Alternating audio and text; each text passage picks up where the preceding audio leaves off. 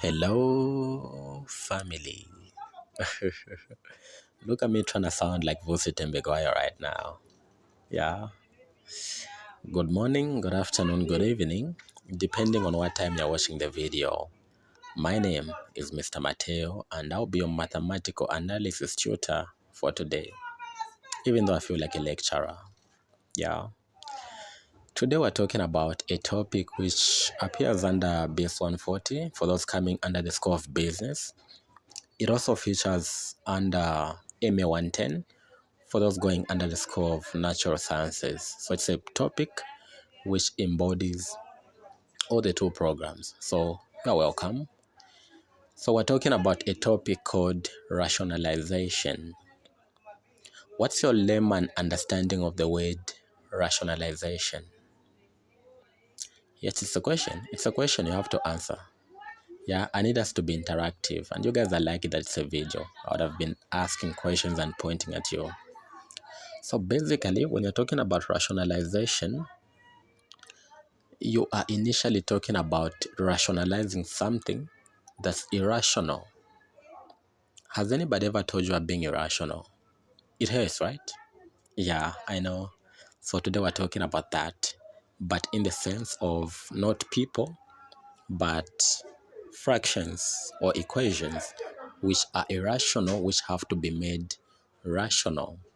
And apologies, I didn't write the topic for today, but we're talking about rationalization. So for you to understand rationalization, you have to have some basic understanding of what radicals are. So I wrote down something for you guys for the love that I have for you, just to help you understand. Okay. All right. So what you see here is what we call a radical. Cube roots of whatever number, square roots, whatever. All those are called what? Radicals. So we have to make them rational. Yeah, so the basic principle is if you've got a fraction, in the denominator, there shouldn't appear a radical. So you have to rationalize it. Yeah. So the whole of this is what we call what? A radical. Hope you guys are following. And then the n, this one that's raised here, is what we call the index. You remember this back from secondary. An index or an exponent, whatever. It's called an index.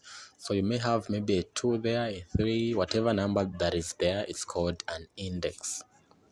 And then the x, which is here. Yeah. The x, we call it a radicand. Yeah, I know it seems like a radicand, but it's pronounced as a radicand. Okay. And then the sign now. This sign, just a minute. Okay, this one that you're seeing here is what we call the radical sign.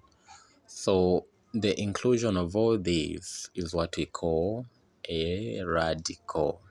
Hope we're clear. Let's move on. Thank you. Okay, so now suppose you're given a fraction looking like this. Yeah. So if you pay attention, guys, in the denominator, you've got a radical. And then they ask you a question, rationalize the denominator. And by the way, rationalization is in two parts. You can either rationalize the denominator or the numerator. Now, I'll focus more on the denominator because if you know how to rationalize the denominator, the numerator should be a walkover. Okay? So we've got something looking like this, and then they are asking you to rationalize the denominator. So what do? The basic principle here is you have to multiply the numerator here and the denominator by the numerator. Sorry, the denominator. Which can't believe I'll be speaking English for the next 20-25 minutes. Hope all goes well. Yeah, so you have to multiply the numerator and the denominator by the denominator. Hope we're clear. So what do you do to rationalize what you've been given here? So like I mentioned, the denominator is what? The square root of what? Of 5. No wonder here, this is multiplication, by the way. So what I did was I multiplied the numerator and the denominator by the square root of 5. You've seen, ka? So meaning if I multiply the 2 and the square root of 5, I'll get what I have here. If I multiply square root of 5 and square root of 5, I'll get 5. I know you're behind. I know you're behind. So let me show you how I got the 5. So basically, we've got a 5 inside, yeah, and the 5 inside there. So if you multiply these two numbers, you get what? You get 25, right? And what's the square root of 25? You get 5. You've said I'm intelligent, right? Yeah, thank you. Let's move on. So this is something I just wrote down to help you guys understand. So you've got a number there, the square root of 5, which can also be written as 5 to the power half. There's nothing that's different there. These are just rules of exponents. So if you're multiplying these two numbers, 5, square root of 5 and square root of 5, what will happen is you are basically writing them down as 5 half and 5 half being multiplied together. There's nothing different. So according to the rules of exponents, if you are multiplying a number having the same index, you have to do what? You have to add them. So now when I added half plus half, which will give you what? 1, basically 5. So that's how I got the initial 5 which you saw there. Thank you. Let's move on. Okay.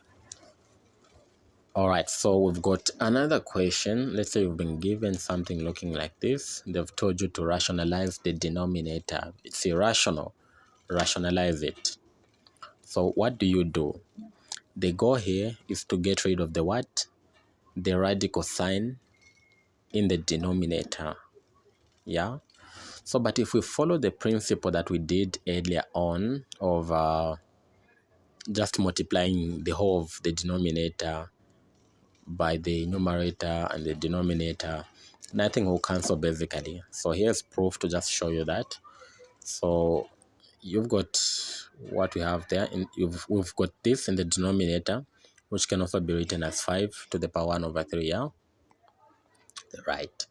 So if you multiply these two, you're basically multiplying 5 to the power 1 over 3 multiplied by 5 to the power 1 over 3, which can also be written as 5 raised to the power 1 over 3 plus 1 over 3, the index. Huh? And if you add these numbers here, the index, you get 5 over 5 raised to the power 2 over 3. And you really haven't cancelled anything. Yeah. So the goal is to get 1 as the index number. Okay. So what then do we do to rationalize something looking like this? Let's look at another example. So you've got this fraction over here. So you've got this fraction looking like this. Yeah. You've got x there as the radicand. You've got the radical sign. You've got the index, all together making up the what? The radical. So what do you do to rationalize? Yeah, it's getting tricky as we move on bit by bit. So you've got 5 as the root, as the index, right? Now kupita 5 up. The question is, how many x do you have inside to make 5? How many x would you need to make 5? Already you've got 1, right? So how many do you need? You need 4. So that when you multiply the x by the fellow x raised to the power, let's say 4, you get 4. Sorry, you get 5 actually. X to the power 1 multiplied by x to the power 4. you get x raised to the power 5, which will cancel this root over here. Hope you guys are following. Yeah, so this is what I did here.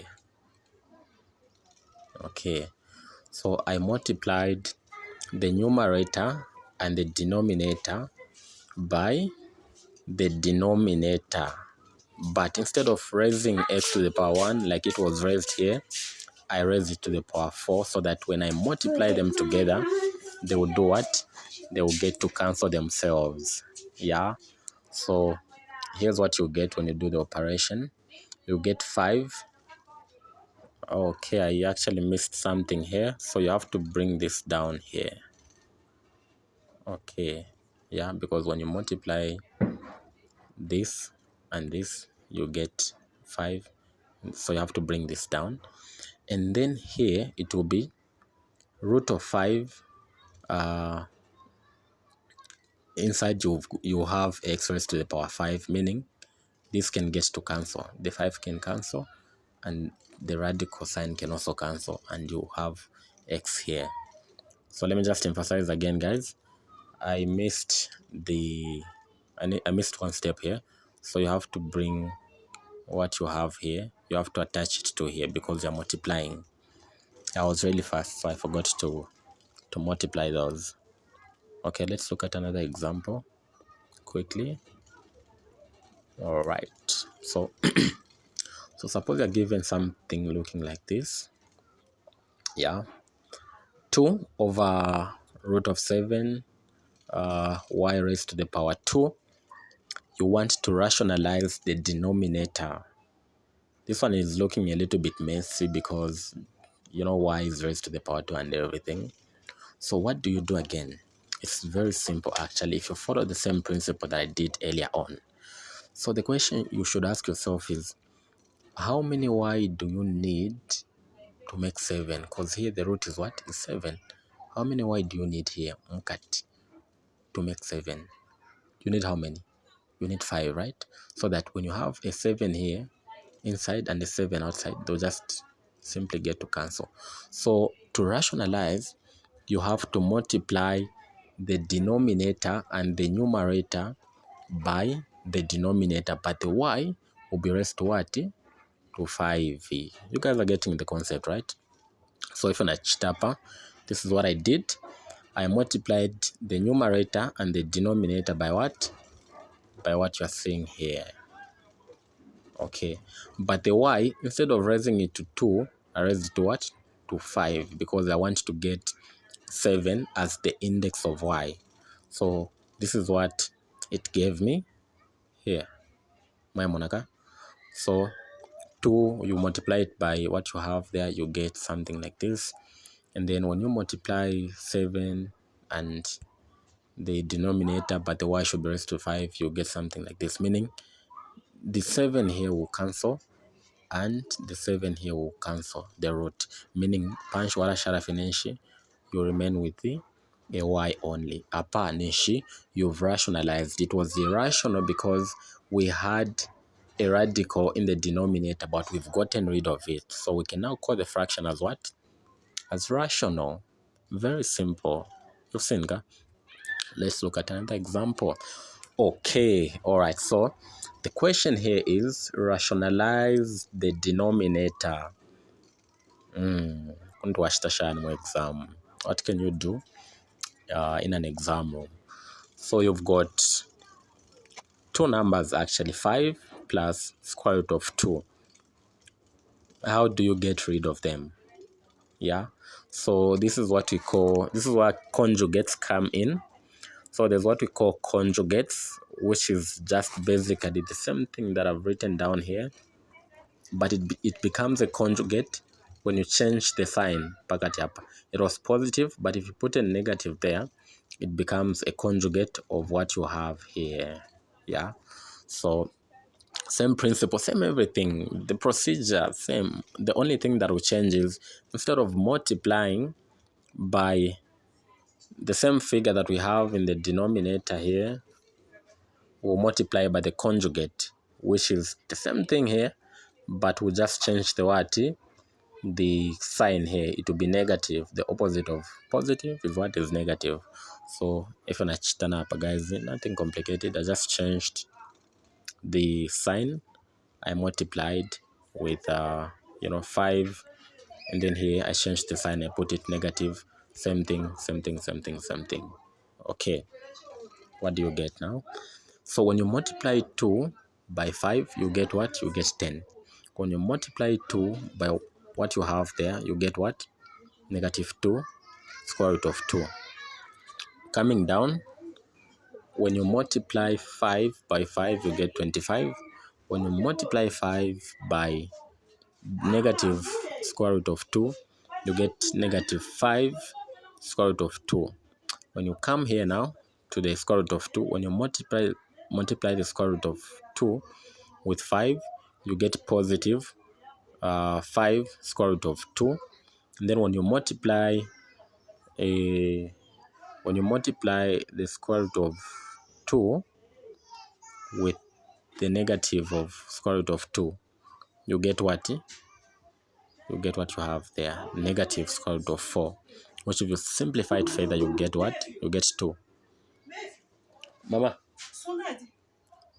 Nadia Dad. Okay, apologies. That was Mama calling me. She really loves me, so she was just checking up if I've eaten. Yeah? Find yourself a mother like mine. If anything, I actually want my girlfriend in future to be like Mama. Yeah, thank you. So let's move on. All right. So you just bring this here when you do the multiplication and everything. And then here, guys, have you observed that these are actually one and the same thing? We've got a negative there and a positive there, meaning they can get to cancel because they only get a 0, right? And then the 25 here, we'll bring it back there. And then here, the negative square root of 4 is what? Is 2. So 25 minus 2 is what? 23. So this is how the final fraction will look like. Yeah, so 25 minus 2 will give you 23. So that's what you'll get. So these are conjugates, huh? Nothing complicated. These are just conjugates. So what's a conjugate? Like I mentioned, if you've got something like this, they tell you to find the conjugate, just change the sign. But if nothing is harder, it's a positive there, just put a negative there. Yeah. And then you multiply with the conjugate. So if at all they tell you to rationalize something having a conjugate, you just do the needful. Okay.